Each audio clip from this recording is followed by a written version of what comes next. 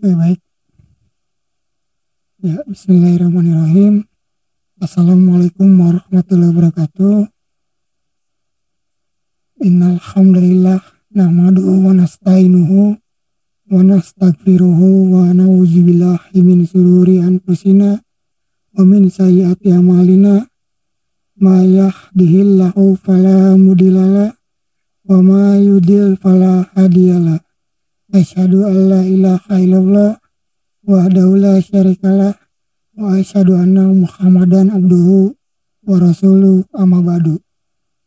Alhamdulillah kita dapat bertemu lagi di podcast kali ini.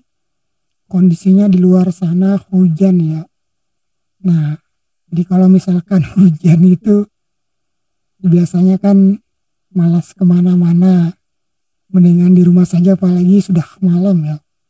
Namun bedanya kalau di kita itu kan kalau sering hujan, apalagi hujannya deras dan setiap hari begitu kan, selama 5 hari, itu biasanya kan banjir, kotor lagi banjirnya. Beda halnya dengan di Jepang. Kalau kita perhatikan itu di Jepang banjirnya airnya bening ya, bersih. Nah, ini menunjukkan bahwa memang ya lingkungan itu sangat berdampak pada ini ya, adanya banjir. Kalau misalkan lingkungannya banyak sampah, kotor, ya sudah pasti itu sekalinya banjir, airnya keruh ya. Nah, kalau misalkan lingkungannya bersih, tidak ada sampah, lalu kemudian sungai-sungainya bersih pun, ketika hujan deras lalu ada air menggenang, maka itu ini ya airnya itu bersih gitu kan, sekalinya banjir. Nah, ini memang pada dasarnya itu kan air itu bersih ya, air itu bersih, namun wadahnya lah yang kotor. Sama halnya seperti ilmu pengetahuan, yang dimana kalau misalkan wadahnya sudah kotor diisi air pun, maka air yang bersih akan menjadi kotor. Nah, kira-kira seperti itu. Jika wadahnya bersih, tentu jika kemudian diisi dengan air, ya maka air tersebut akan tetap bening karena memang wadahnya itu bersih. Nah, sama halnya dalam konteks kita mempelajari, menuntut ilmu, kemudian menimba pengalaman dan juga mengumpulkan informasi, itu ya usahakan kita sebagai media itu harus ini ya, bersih, harus menerimanya dengan dalam kondisi yang seutuhnya bertujuan untuk mendapatkan ilmu karena Allah ya. Karena kalau misalkan kita ya tujuannya dari awal untuk berdebat, apalagi untuk melakukan kecurangan, berbuat hal-hal yang tidak baik, yang mengarah kepada destruktif, nah itu ya ilmu itu akan menjadi kotor akibat medianya, wadahnya itu kotor. Nah, makanya harusnya yang ilmu itu dalam posisi mulia, bijaksana. Nah, akhirnya ia menjadi bukan suatu hal yang terpuji, malahan menjadi tercela ya, karena memang wadahnya, medianya itu kotor. Nah, maka bersihkanlah kita wadah kita nih, kita sebagai media itu, agar ketika menerima ilmu itu, maka ilmu itu akan menjadi sebuah hikmah kebijaksanaan.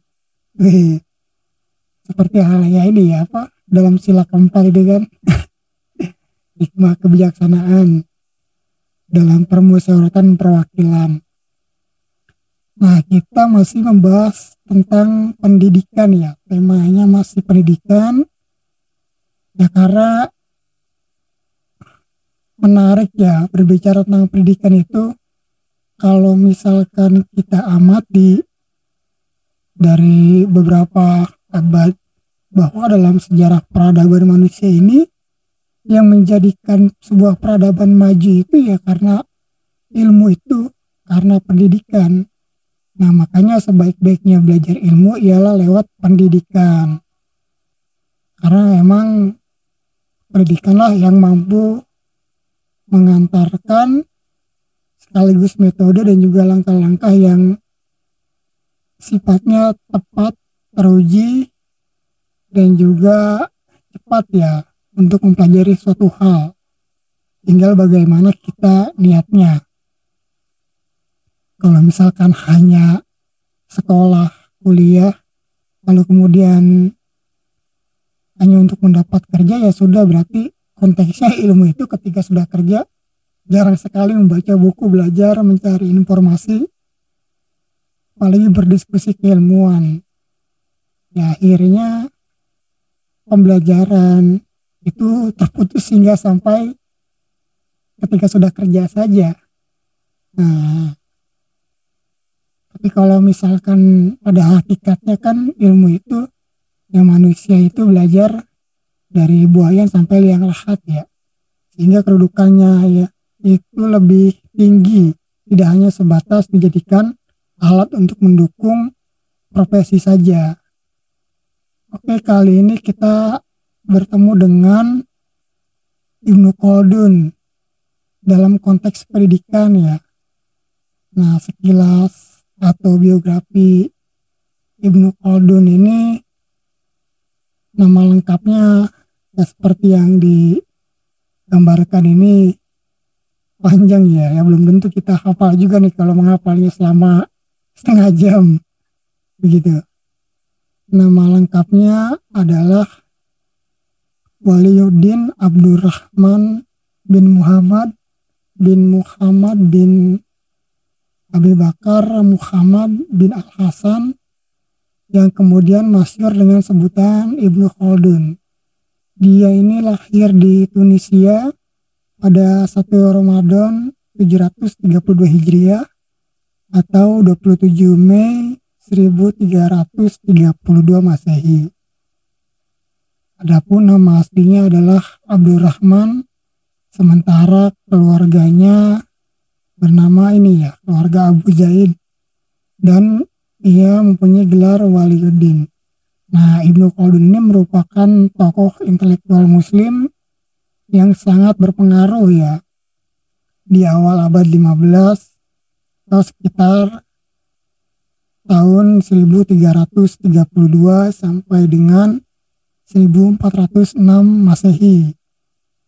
Sangat banyak karya beliau, namun dalam konteks yang monumental itu karyanya salah satunya ialah Muqaddimah ya, judul bukunya. Nah, di sini pun dia banyak menulis permasalahan-permasalahan yang konteksnya itu terhadap manusia, kemudian kehidupan dunia maupun kehidupan akhirat serta nilai-nilai keimanan kepada Allah ya. Di sini permasalahan-permasalahannya ia bahas sangat bagus dan juga panjang. Ada 1000 lebih halaman ya. Nah, adapun dalam konteks pendidikan ini itu terdapat pada bab 6. Ya, ia berbicara mengenai ilmu pengetahuan, pendidikan, lalu metode pengajaran, yang dimana sangat bagus kita pelajari sebagai wawasan asal intelektual kita. Selain itu tentu konsep-konsepnya kalau saya rasa masih relevan dan bahkan diadopsi oleh para cendekiawan muslim bahkan barat hari ini. Nah, tinggal bagaimana kita menelusurinya, mendalaminya, yang mudah-mudahan paham ya begitu. Nah, jadi yang pertama, sebelum ia membahas tentang pendidikan, ia membahas tentang hakikat manusia. Nah, jadi pada esensinya manusia itu kan sebagai makhluk berpikir ya, ataupun yang dimana kita biasanya menyebut sebagai makhluk yang berakal. Nah, al-akli al-tamyizi ataupun akal pemilah yang membaginya, serta ada akal eksperimental dan ada akal kritis ataupun spekulatif. Kalau misalkan dalam konteks hari ini kan kita biasanya hanya tahu pada umumnya sifatnya itu akal itu berpikir rasio ya, yang dapat diterima kebenarannya oleh akal kita saja. Nah, rasional ataupun ada lagi yang satu lagi empiris gitu kan, sesuai dengan apa yang terjadi. Nah, namun memang pada dasarnya sifat manusia sebagai makhluk yang berpikir ini merupakan salah satu hakikat manusia yang dimana kan kadang ya tergantung kita mempergunakan akal kita. Kalau misalkan tidak disibukkan dengan hal-hal yang sifatnya terpuji, ya mungkin bisa jadi disibukkan dengan pemikiran yang tercela.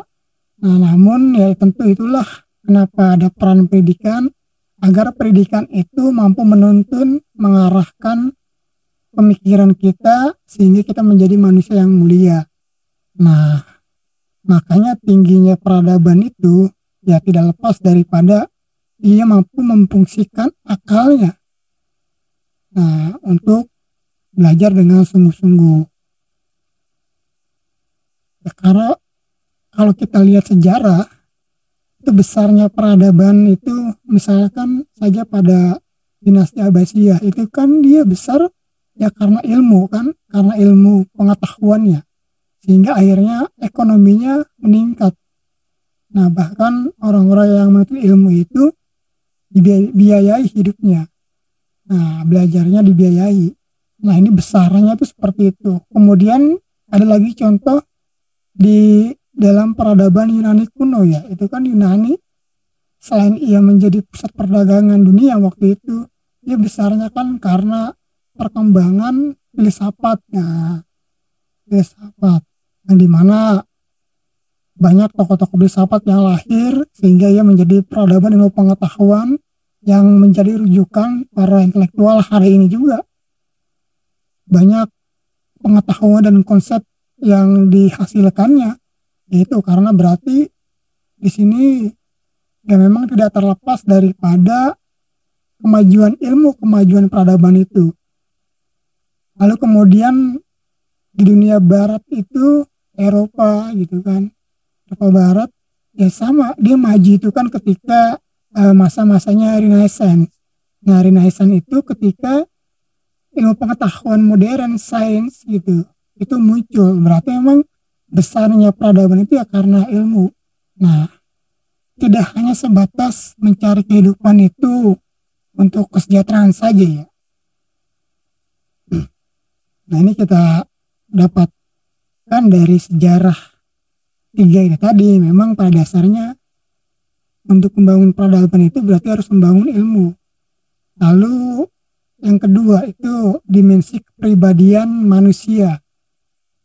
Ini hakikat manusia itu berkaitan dengan kepribadian manusianya yang bersifatnya jasad, gitu kan, ataupun tubuh, lalu jiwa dan ruh begitu. Karena ini tiga ini ada dalam diri manusia. Lalu manusia sebagai khalifah Allah fil ard. Jadi manusia itu ya mempunyai tugas mengelola kehidupan di dunia. Selain itu, ia sebagai makhluk individu dan sosial. Bahwa manusia itu ada saatnya ia sebagai manusia individu dalam hal tertentu, dan ada juga ia menjadi manusia yang sosial karena memang tidak terlepas dari kebutuhan dan keperluannya terhadap orang lain.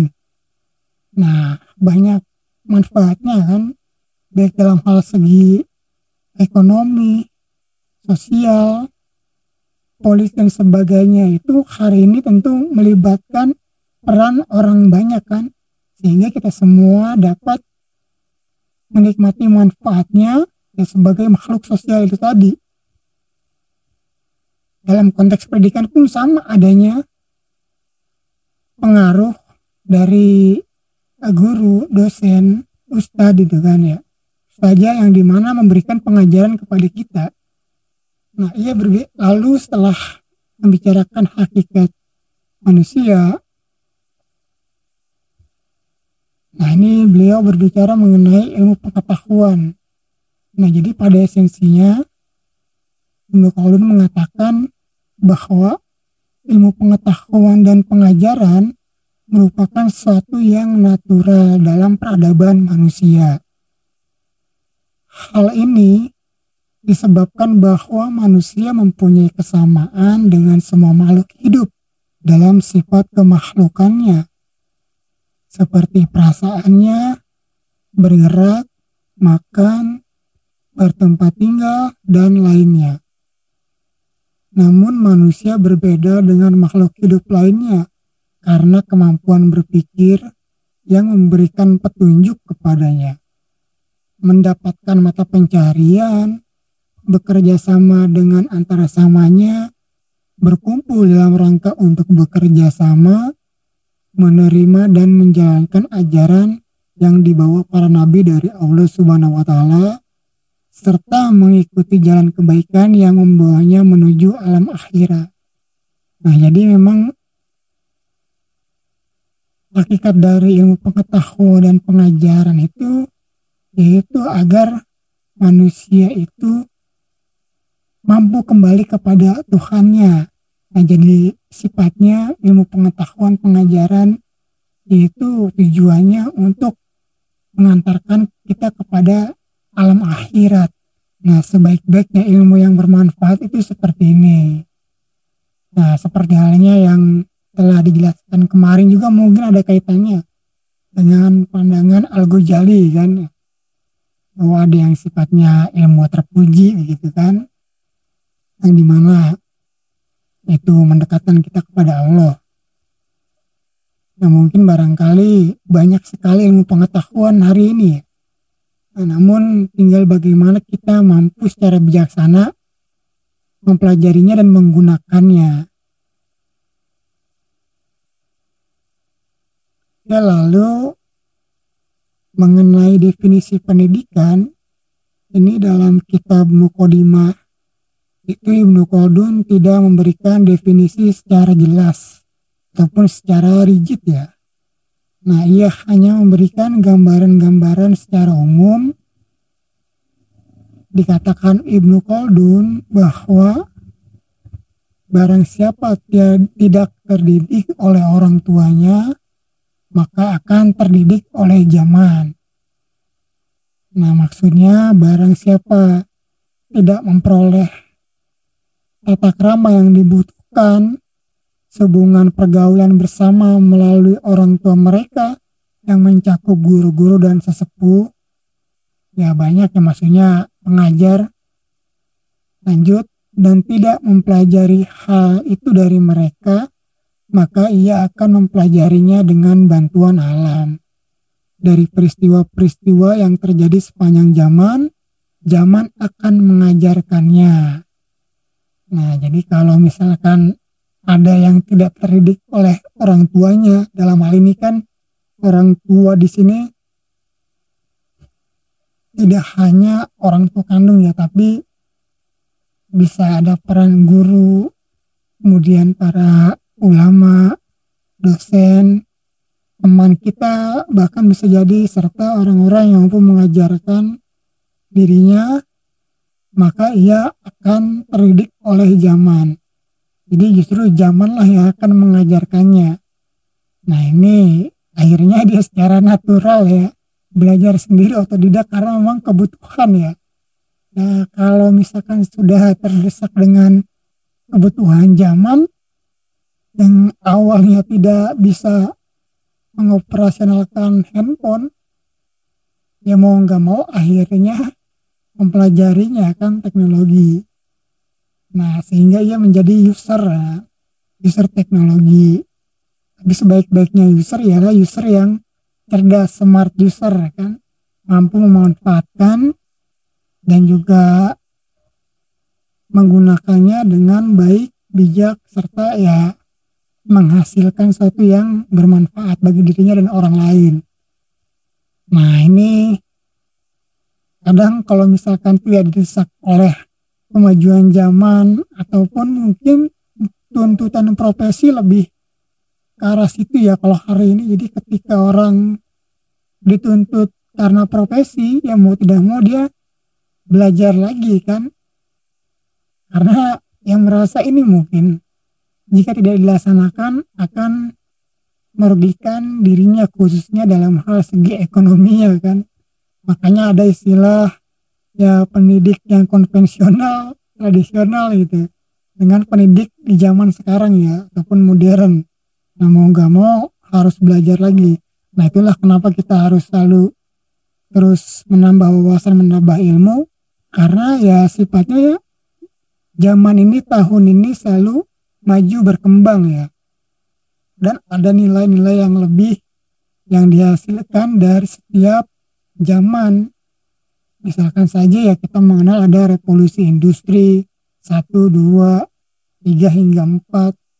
Nah, kalau di kita nih Indonesia nih revolusinya udah sampai ke berapa nih industrinya. Nah ini mau tidak mau akhirnya masyarakat di dunia mengikutinya, sehingga mengharuskan adanya keterampilan yang ia kuasai kan seperti itu. Ya kadang sifatnya karena memang sudah menjadi keperluan kebutuhan barulah kita sadar akan kekurangan kemampuan kita. Akhirnya kita lah yang mengikuti zaman, tapi seharusnya nih yang lebih mantap itu kan kita lah yang menentukan zaman, karena pengetahuan kita, keterampilan kita itu mampu menghasilkan sebuah produk yang dimana produk itu digunakan oleh halayak ramai. Akhirnya kita yang menentukan zaman kan, karena ya sifatnya waktu ataupun zaman ini kan ia merupakan variabel tetap.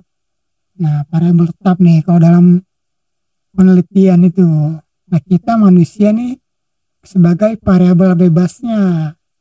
Seharusnya kita sebagai variabel bebas yang menentukan variabel tetapnya.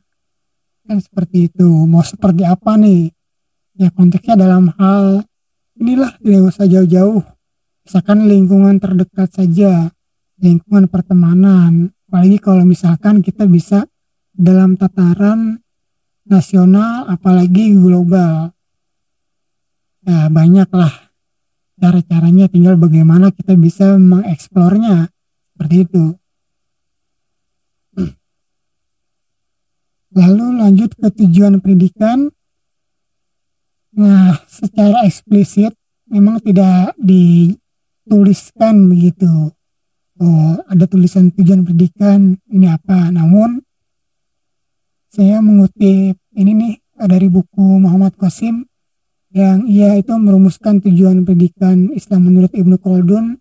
Itu ada 3 sudut pandang. Yang pertama dari segi struktur kepribadiannya. Nah dari struktur kepribadiannya ini berarti ada hubungannya dengan yang sebelumnya ya, mengenai hakikat manusia. Jadi dari segi kepribadiannya, pendidikan Islam itu bertujuan untuk mengembangkan potensi jasmani, rohani, itu berupa akal, nafs, dan ruh secara optimal sehingga eksistensi kemanusiaannya menjadi sempurna. Lalu dari segi tabiatnya sebagai makhluk sosial, pendidikan Islam itu bertujuan untuk mendidik manusia agar mampu hidup bermasyarakat dengan baik, sehingga dengan ilmu dan kemampuan yang dimilikinya ia mampu membangun masyarakat yang berperadaban maju. Nah berarti kan ini dalam konteks sebagai makhluk sosial ada aktualisasi ilmu ya, sebagai cendekiawan muslim yang dimana selain ia sebagai guru misalkan ataupun pendidik, mendidik manusia agar mampu hidup bermasyarakat, ya tentunya dengan dasar keilmuan, namun mampu juga membangun masyarakat yang berperadaban maju. Makanya ciri-ciri peradaban maju itu kan adanya tata krama dan etika. Ya sekalipun itu misalkan di sebuah negara yang mayoritas bukan muslim, ketika dia maju dalam segi keilmuan, maka otomatis secara rasional akal ya, dia akan mengandalkan kekuatan akal, dia mampu membangun etika-etika yang sifatnya itu dapat diterima orang banyak. Nah, universal lah. Seperti halnya saya pernah membaca buku Ethos of Sakura ya, kalau tidak salah itu karangan Profesor Imam Robandi, yang dimana dia menjelaskan tentang etika-etika orang Jepang yang begitu bagus untuk ini ya, sebagai referensi kita. Nah, contohnya dalam hal segi kebersihan, ini berarti menunjukkan bahwa ya dalam hal segi adab tata krama itu ya ada di dalam kehidupan masyarakatnya. Kalau di kita itu kan sifat-sifat gotong royong, lalu kemudian sopan santun, ramah tamah gitu, itu menjadi kebiasaan dari masyarakat Indonesia. Tinggal bagaimana kebiasaan yang sudah baik ini jangan sampai terkikis oleh ini ya, perspektif dan juga mindset masyarakat global gitu. Karena memang hari ini kan kita kadang ini ya terlalu bebas menerima mindset yang dimana dengan dalih ya kebebasan berpikir ataupun berpendapat, bahkan sikap ya, dan juga perilaku serta nilai-nilai yang dilakukan itu serba-serba yang sifatnya ingin bebas kan. Padahal ya hakikat kebebasan itu bukan seperti itu. Nah, begitu. Itu namanya tidak mau diatur, padahal itu bukan kebebasan ya, tidak mau diatur. Tidak mau diatur sesuai dengan standar etika. Nah, ini kadang nih yang repot nih. Ya, lalu yang ketiga adalah dari segi fungsi dan perannya sebagai hamba Allah dan khalifahnya di muka bumi. Pendidikan Islam bertujuan untuk mendidik manusia agar mampu melaksanakan aktivitas yang bernilai ibadah sekaligus mampu mengemban amanah sebagai khalifah fil ard dalam memelihara jagat raya ini. Nah, jadi sebagai hamba Allah dan juga kita sebagai perwakilan di bumi ini, itu harus mampu melaksanakan aktivitas yang memiliki nilai ibadah sekaligus mengemban amanah, itu mengelola dunia ini. Nah, ini kan karena manusia nih yang mampu dan mau menerima amanah untuk mengelola dunia ini. Nah, kadang gini ya, kalau misalkan ada bencana ataupun ada apa, ya ada yang beberapa mungkin mempunyai pandangan ataupun bahasa sadirnya, alam sedang tidak bersahabat dengan kita. Padahal mungkin bukan alam yang sedang tidak bersahabat dengan kita, tapi kitalah yang kurang bersahabat dengan alam. Nah, ini kan dapat dilihat bagaimana cara kita mengelola alam Indonesia ini. Apakah bisa memperhitungkan ini ya, kebermanfaatan, lalu kemudian keberlanjutan, serta keamanan dan juga tidak merusak sifatnya. Nah, apakah bebas saja, yang penting ada hasil, ada keuntungan. Nah, itu yang repot. Nah, seperti halnya ada sekarang itu kan ada gempa, kemarin itu ada banjir, kemudian Gunung Merapi juga mengeluarkan ini ya, lava panas. Nah, ini seharusnya kita mengoreksi ke dalam diri kita. Ya, kalau misalkan kata Buya Hamka itu kan, sakitnya bangsa bukan di luar, tapi terhujam di dalam jiwa. Nah, ini bagaimana kita mengolahnya, apakah sudah bagus, sudah pantas, sudah tepat atau belum. Kan seperti itu.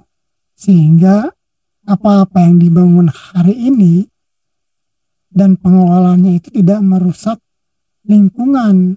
Nah, saya kira seperti itu. Sehingga ya tidak adanya terjadi perubahan lingkungan ya karena akibat kerusakan itu tadi. Karena segala sesuatu itu tentu ada ini ya, ada akibatnya, kan seperti itu. Oke, kita lanjut mengenai kurikulum pendidikan. Jadi mengenai kurikulum pendidikan ini, kalau misalkan kita merujuk pada Ibnu Khaldun, ia membaginya menjadi 3 kelompok. Yang pertama itu akli ya. Akli itu adalah ilmu-ilmu hikmah dan filsafat ya. Akli itu kan bergantungan kepada akal begitu kan. Nah, ilmu ini dapat dipelajari manusia lewat akal dan pemikirannya secara natural. Manusia dapat mempelajari berbagai tema, permasalahan, dan pembuktiannya, dan cara pengajarannya. Secara garis besar, ilmu-ilmu akliyah ini dikelompokkan lagi oleh Ibnu Khaldun ke dalam 4 macam. Nah, diantaranya itu ada ilmu logika, ataupun ilmu mantik, lalu ilmu alam, atau disebut juga ilmu fisika, lalu ada ilmu metafisika, dan ilmu matematika atau bilangan ya. Nah, ilmu bilangan ini terdiri dari geometri, aritmatika, kemudian musika, astronomi, dan juga teknik.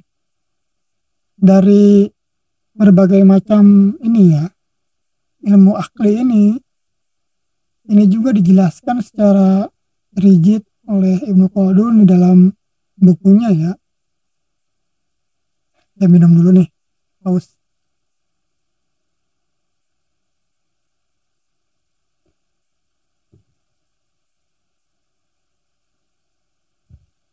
Dia menjelaskan apa itu ilmu alam, kemudian ilmu logika, matematika, bahkan astronomi ya. Karena pada waktu itu, pada masa pemerintahan Abbasiyah sudah maju dalam hal segi astronomi. Mungkin teman-teman pernah mendengar ada yang namanya astrolab ya. Nah, itu alat untuk mengukur, menghitung ini ya, bintang gitu kan, tentang ilmu perbintangan, astronomi. Nah, mempelajari tentang luar angkasa, misalkan tentang perputaran orbit bumi dan matahari itu berbeda ya, karena mengalami pergerakan menjauh dan mendekat. Nah, kira-kira dia sedang menjauh atau sedang mendekat ya? Nah, itu. Lalu ada teknik. Nah, ini dibahas juga nih. Namun kita tidak membahas ini secara satu persatu karena tentu akan banyak sekali ya akhirnya nanti cabang-cabang keilmuannya. Kita pada esensinya itu membahas kira-kira apa saja yang perlu diajarkan dalam kurikulum pendidikannya. Lalu yang kedua itu nakli ya. Nah, ini kalau kita kan mungkin sering mendengarnya dalil akli dan nakli begitu. Nah, lalu kemudian nakli adalah ilmu-ilmu yang diajarkan atau ditransformasikan. Semua ilmu nakli ini bersumber dari syariat, yaitu Kitabullah dan Sunnah Rasulullah, yang merupakan peraturan bagi kita dari Allah dan Rasulnya. Ya, misalkan saja seperti halnya Al-Quran, lalu kemudian ilmu-ilmu tafsir, lalu kemudian ada qiraat Quran, ilmu hadis, ilmu fikih, dan cabang-cabangnya, bahkan ini ya hukum waris ya, ataupun ilmu faraid. Lalu ada usul fikih dan cabang-cabangnya, serta dialektika dan soal-soal yang sifatnya kontroversial yang mengenai ilmu kalam, ilmu tasawuf, dan mutabir mimpi ya. Nah, ini dua tentang ilmu nakli. Nah, lalu kedua ilmu ini, terutama dalam hal segi nakli ya, maka diperlukanlah yang ketiga itu ilmu bahasa. Kenapa ilmu bahasa ini menjadi sangat penting? Ya karena pemahaman Al-Quran dan hadis itu harus dilandasi dengan ilmu-ilmu bahasa. Maksudnya di sini ya bahasa Arab ya. Jadi sebab pemahaman ini tergantung kepada ilmu bahasa itu tadi.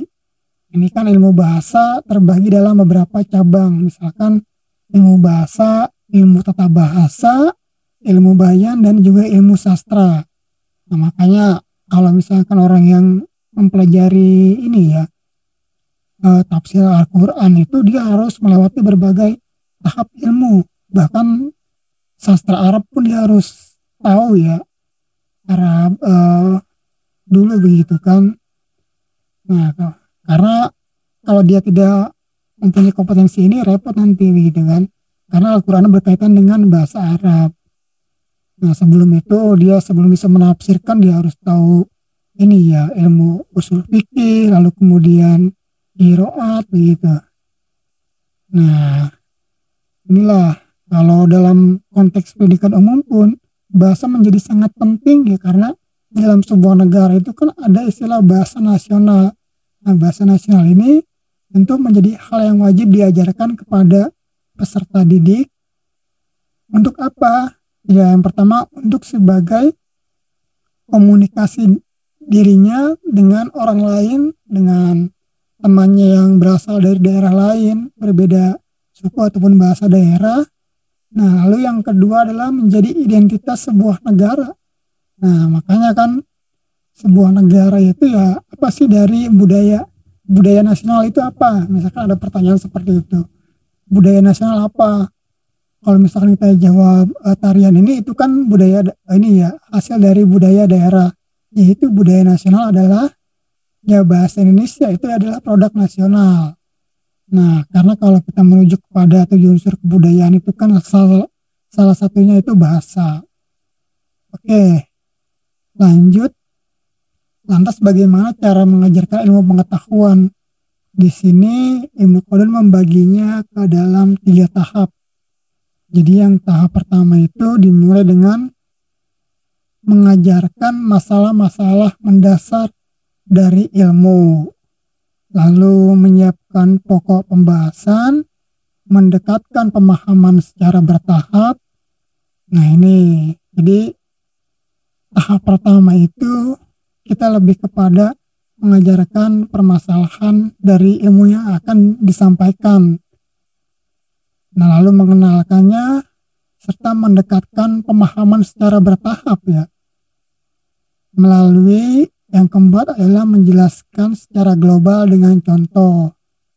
Perlu ada contoh, memahami daya pikiran pelajar, lalu jangan lupa melihat kesiapan pelajar juga. Barulah yang ketujuh, pembahasan, dan selanjutnya itu pembahasan akhir dari cabang ilmu yang diajarkan.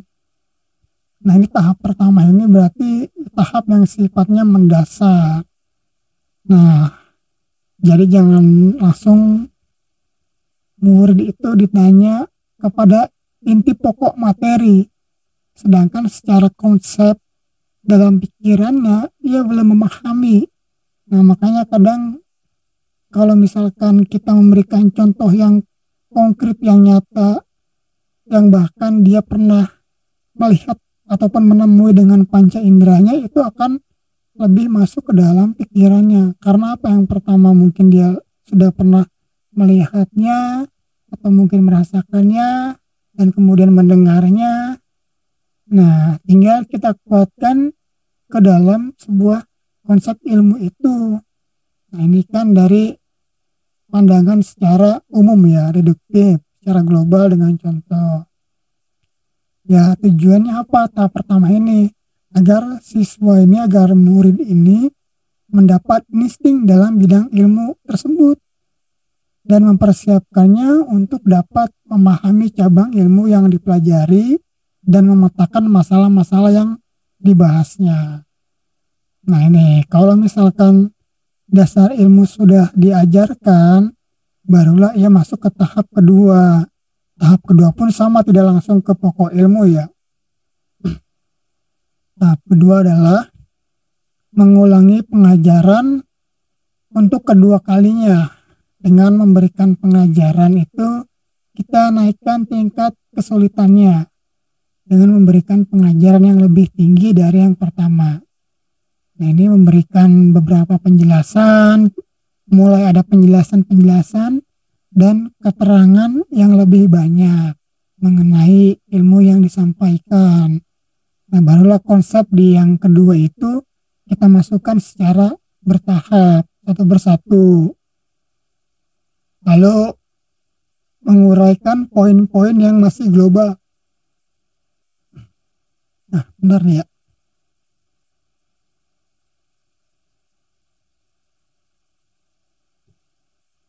Nah, menguraikan poin-poin yang masih global. Dan yang keempat itu mengemukakan perbedaan-perbedaan pendapat yang ada dan disertai dengan pokok-pokok dasar perbedaannya. Sehingga keseluruhan cabang ilmu tersebut telah diuraikan, dijelaskan. Nah, ini tahap kedua ini berarti sudah masuk ke dalam tahap-tahap penjelasan secara per poin ya, satu persatu dimasukkan mengenai inti dari ilmu. Nah, sehingga tujuannya adalah mengasah naluri pelajar menjadi semakin baik. Artinya ia mampu memiliki pandangan terhadap ilmu yang ia terima ketika ia sudah mendapatkan permasalahan, lalu dimasukkanlah konsep secara bertahap. Nah, seakan-akan ini dia kalau dia mencari jalan itu dia mulai menemukan jalan satu persatu untuk menuju ke tujuannya. Ya, kalau kita mau ini ya ke suatu daerah, ya tentu yang pertama kita cari adalah jalan mana dulu yang harus kita lewati. Nah, kira-kira gambarannya seperti itu. Tidak bisa kita langsung sampai ke tujuan karena kita tidak tahu jalan mana saja yang harus dilewati, kan seperti itu. Lalu tahap ketiga ialah ulangi pengajaran untuk ketiga kalinya. Ini diulangi lagi. Dengan apa? Dengan lebih tegas, sehingga tidak ada kesulitan dan ketidakjelasan yang dibiarkan. Semua hal yang tertutup itu kita buka, kita jelaskan, dan dibuka juga kuncinya apa. Jadi semua hal yang sifatnya masih menjadi permasalahan dalam ilmu itu kita jelaskan. Nah, agar apa? Agar tujuannya ialah pelajar tersebut akan merasa senang dengan cabang ilmu yang dipelajarinya. Hal ini akan membantunya menguasai dan mengasah nalurinya. Kadang seseorang itu kan menempuhnya kurang dari waktu yang telah ditentukan, cepat ketika nalarnya itu ia sudah mulai terasa dan juga cepat menangkapnya. Nah, dalam hal pengajaran ini akhirnya dapat ditentukan berdasarkan kemampuan dan kemudahan pemahaman siswa tersebut, murid tersebut ya.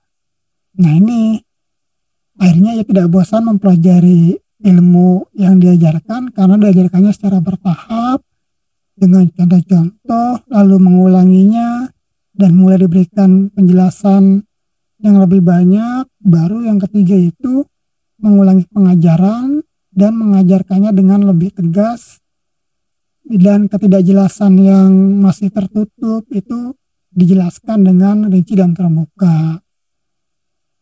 Nah, jadi prosesnya kalau seperti ini akhirnya ia mampu paham secara mendalam ya, seperti itu. Tidak dikejar-kejar ini pelajaran. Lalu inilah yang menjadi problematika dalam pendidikan dan juga ilmu pengetahuan. Ini kalau kita lihat bisa menjadi sebuah kritik ya terhadap pengetahuan hari ini yang ditransformasikan ke dalam pendidikan hari ini. Jadi di dalam bukunya itu dia menuliskan banyaknya tulisan dalam disiplin ilmu pengetahuan menghambat pengetahuan yang ingin dihasilkan. Nah, ini banyak tulisan mengenai ilmu pengetahuan tapi justru menghambat pengetahuan yang ingin dihasilkan. Nah, Ibnu Khaldun mengatakan, ketahuilah Di antara hal-hal yang menghalangi masyarakat dalam memperoleh ilmu pengetahuan dan memahami inti tujuannya adalah banyaknya buku yang ditulis, perbedaan-perbedaan istilah dalam pengajaran, dan banyaknya metode yang digunakan. Para pelajar dituntut untuk memiliki kesiapan menerima dan menghadirkannya kembali. Ketika seorang pelajar berhasil menguasai semua itu, maka ia bisa dikatakan berhasil. Untuk itu, seorang pelajar harus berupaya menghafalnya di luar kepala terhadap buku-buku tersebut, atau sebagian besarnya saja. Pelajar juga dituntut untuk menghafal dan meneliti berbagai pendekatan yang dipakai dalam ilmu tersebut. Akhirnya, seluruh umurnya tidak akan cukup untuk dapat menguasai buku-buku yang ditulis dalam satu cabang ilmu, sehingga ia akan mengalami kesulitan pemahaman dan tidak mencapai hasil yang diharapkan. Nah, ini karena banyaknya ini ya istilah, lalu kemudian perbedaan dalam hal pengajaran dan buku yang ditulis, sementara para pelajar itu diharuskan untuk menghafalnya. Ya akhirnya banyak buku yang dia hafal malah menjadi kesulitan bagi dirinya untuk menghafalnya, apalagi dia paham hingga sampai mempraktikkannya. Nah, akhirnya waktunya habis untuk menghafal. Kan seperti itu. Oke, lanjut. Di sini metode pendidikan yang dijelaskan juga dalam bukunya, yaitu ada metode hafalan.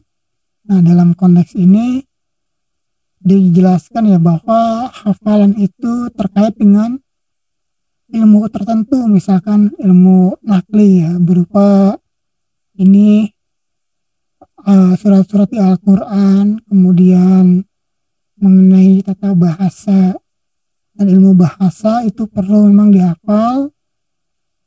Sedangkan yang bersifat ilmu turunannya itu alangkah baiknya digunakan metode dialog. Nah, karena apa? Karena pada waktu itu ia menjelaskannya dan juga membandingkannya ya, fakta di daerah Maghribi sana zaman dahulu ya. Ia membandingkan masyarakat di Maghribi itu menempuh pendidikannya selama 16 tahun. Nah, barulah ia dikatakan sebagai orang yang paham karena sudah hafal, karena banyak menghafal. Begitu selama 16 tahun baru selesai. Sehingga banyak para pelajar, para murid itu yang bahkan ada yang stres dan juga frustasi karena ia tidak mampu berhasil. Nah, sedangkan di Tunisia itu hanya perlu 5 tahun untuk pendidikannya, untuk belajarnya, dan ia mampu menguasai ini ya, yang berilmu dalam hal membaca Quran, tata bahasa, sastra Arab juga, dan beberapa ilmu yang lain yang sifatnya itu menjadi modal bagi pribadinya ya, dengan menggunakan ya itu tadi metode dialog, adanya dialog. Nah, karena dengan adanya dialog ini tentu ya bisa bertukar hafalan kan, dia tahu yang ini, kita tidak tahu. Ketika kita mendengar dan sering mendengarnya, maka akan semakin mudah hafal karena banyak orang yang justru mengulanginya, kan seperti itu. Dan juga kepasihannya dalam menemukan kebenaran itu melalui dialog, sehingga ia mampu menerima secara objektif ya tentang apa-apa yang dicari kebenarannya, apalagi dalam hal segi ini ya, akal begitu kan, yang dapat diterima oleh akal, dan juga kenyataannya serta ilmu-ilmu hitung itu kan perlu dibuktikan dan juga perlu adanya dialog. Nah, sehingga sifatnya ya kebenaran universal, dapat diterima oleh beberapa kelompok orang dan juga orang banyak, kan seperti itu. Nah, lalu ia pun ini yang menggambarkan bagaimana masyarakat di Maghribi itu Iya, ya tidak banyak dialog ya akhirnya dalam hal segi dialog kemudian berdebat dan segala macamnya, ketika ia tahu bahwasanya dalam hal penjelasan materi itu dia ini ya lebih inilah lebih bawah kompetensinya dibandingkan orang-orang di Tunisia sana, maka ia akhirnya baru menyadari kekurangannya seperti itu. Lalu yang kemudian metode pendidikannya ialah melakukan perjalanan ataupun rihlah ya. Nah, di sini pun dia menjelaskan bagaimana pengalamannya itu bertemu dengan ulama-ulama, guru-guru besar dan para cendekiawan muslim lainnya yang dimana ia berguru. Nah, dengan melakukan perjalanan menuntut ilmu ini sehingga ia mampu bertemu dengan orang yang benar-benar ahli dalam bidangnya. Nah, kadang kan kalau misalkan kita hanya membaca karyanya saja, kitabnya saja, itu secara kepribadian, secara kesadaran emosional dan juga nilai itu kurang meresapi ataupun mungkin pengetahuannya tidak dalam ya. Namun dengan melakukan perjalanan bertemu dan belajar langsung itu justru semakin memperdalam keilmuannya. Nah, ini pun semakin cepat ia menguasai ilmu tersebut. Nah, ini lalu ada metode keteladanan, ini yang harus diterapkan oleh pendidik, keteladanan. Dan selanjutnya metode pengulangan, ya seperti halnya yang tadi ya metode pengajaran, adanya pengulangan secara bertahap guna agar murid tersebut memahami ya ilmu tersebut, tidak hanya ia bisa membaca saja. Nah, ini karena banyak yang dikritik ya mengenai pendidikan waktu itu. Oke, lalu ada prinsip-prinsip dasar metode pengajaran.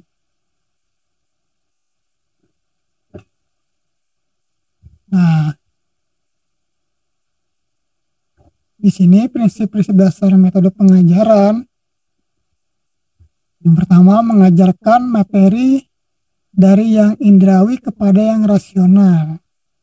Jadi dari materi yang sifatnya dapat dilihat, dirasakan oleh indera kita, itu kan sifatnya empiris, nyata, lalu kita masukkan ke dalam akal kita sehingga apa yang kita lihat, kita tangkap itu akan menjadi sebuah konsep di dalam akal kita dan kita mampu ini ya mencernanya, menalarnya, karena apa yang kita lihat, kita rasakan, kita alami itu dan juga kita dengarkan tentu ini merupakan sebuah yang sifatnya natural yang dimana tinggal kita bagaimana menalarnya dengan akal kita.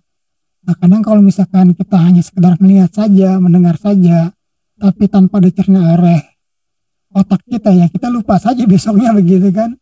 Ya, motor lewat, udah sekedar hanya motor lewat, tapi ketika kita mengamatinya dan menalarnya, kita tahu itu jenisnya apa, produknya apa, dari mana, bahkan siapa yang mengemudi, atau mungkin bahkan dengan cerdas, kita mampu bisa memprediksi kecepatan ini ya, berjalannya itu motor. Nah, wah, saya lihat dia berjalan dengan kecepatan 40 km, 80 km. Nah, kan seperti itu. Sama halnya dalam hal segi pengajaran. Itu kita bisa mengaitkan fenomena yang terjadi sehingga menjadi sebuah konsep yang dimana menjadi imajinasi terlebih dahulu dan kemudian menjadi konsep karena ada penalaran ya di dalam otak kita. Lalu menggunakan sarana tertentu untuk menjabarkan pelajaran.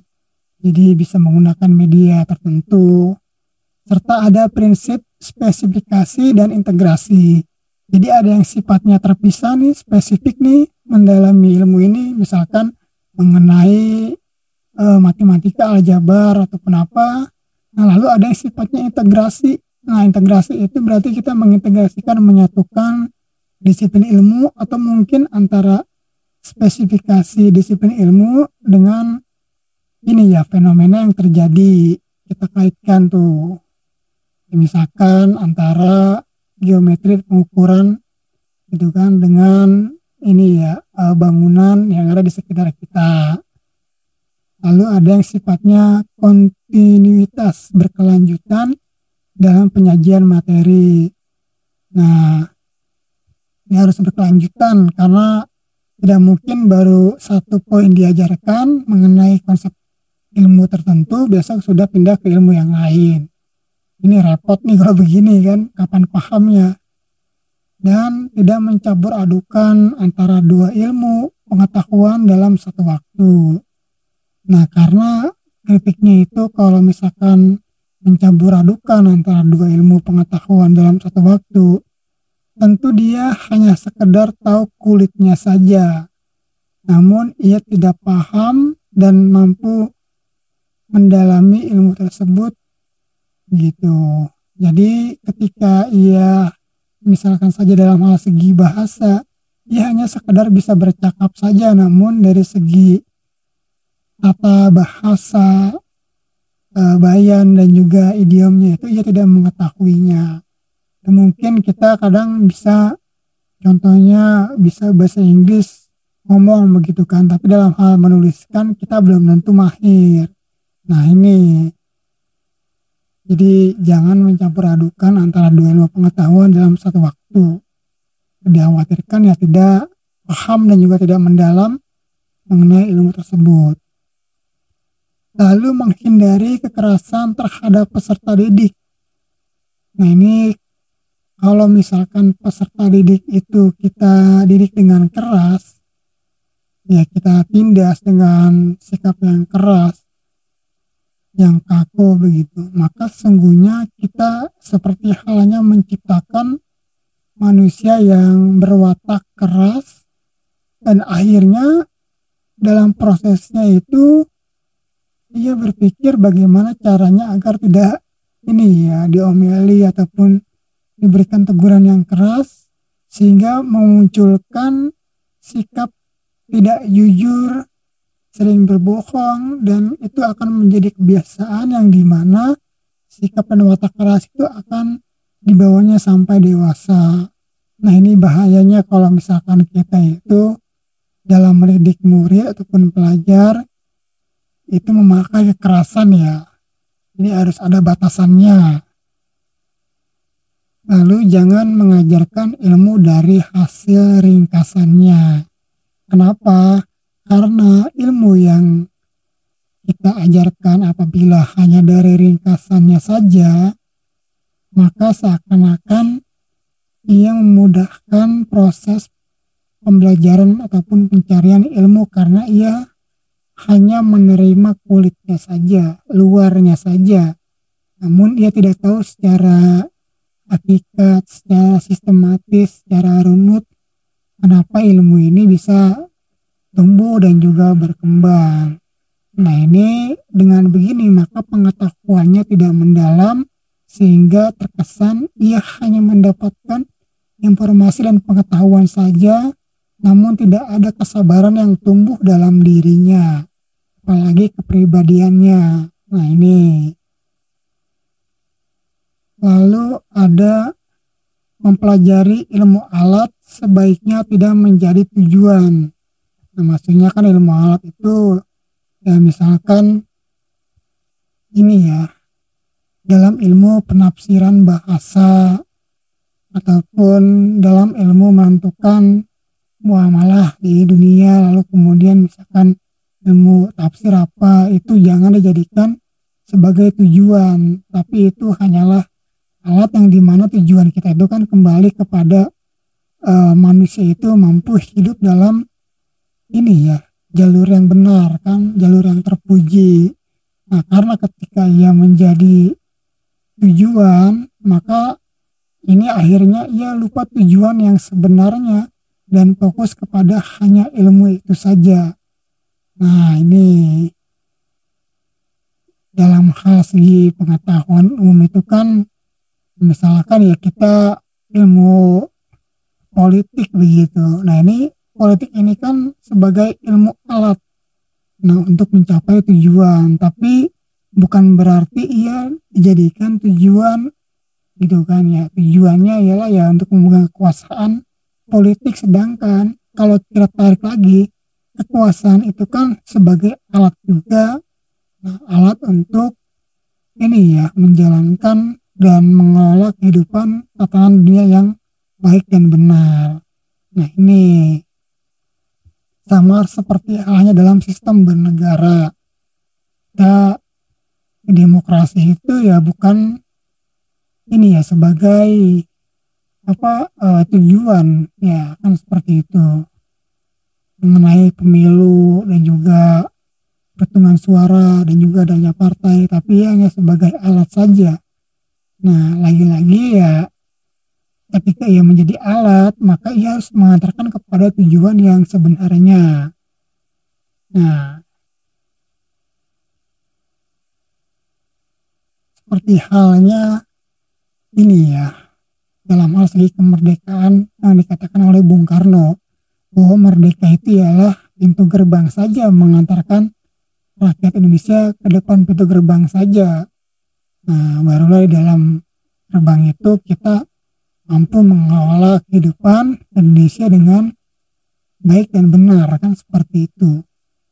Lalu ada juga peran orang tua yang dimana secara ini ya tersirat ia menjelaskan peran orang tua dan juga masyarakat dengan menuliskan, kata Ibnu Khaldun, menuliskan mengenai peran orang tua dan masyarakat secara tersirat, yaitu dia dapat memperoleh pengetahuan dengan bantuan pengalaman dari banyak peristiwa yang terjadi dilakukan dalam pergaulan, sehingga dapat diketahui apa yang harus dilakukan dan apa yang tidak harus dia lakukan. Nah, ini kan peristiwa dalam pergaulan ini kan istilahnya ada lingkungan, yaitu lingkungan keluarga dan juga masyarakat, tokoh-tokoh masyarakat yang dimana di sini memiliki peran juga untuk mengajarkan hal-hal yang sesuai dengan norma-norma kehidupan yang baik dan benar. Perkara tata krama di lingkungan, keluarga, masyarakat, disinilah peran daripada masyarakat tersebut untuk mengontrol, mengawasi, dan juga mengajarkannya kepada generasi berikutnya. Oke, mungkin cukup sekian untuk pembahasan kali ini. Jadi tidak banyak yang saya bahas ya, namun semoga dapat bermanfaat dan juga mampu menjadi kasaran intelektual serta ini ya, pendalaman kita terhadap ilmu agar dapat diaktualisasikan ke dalam kehidupan sehari-hari. Ya, wassalamualaikum warahmatullahi wabarakatuh.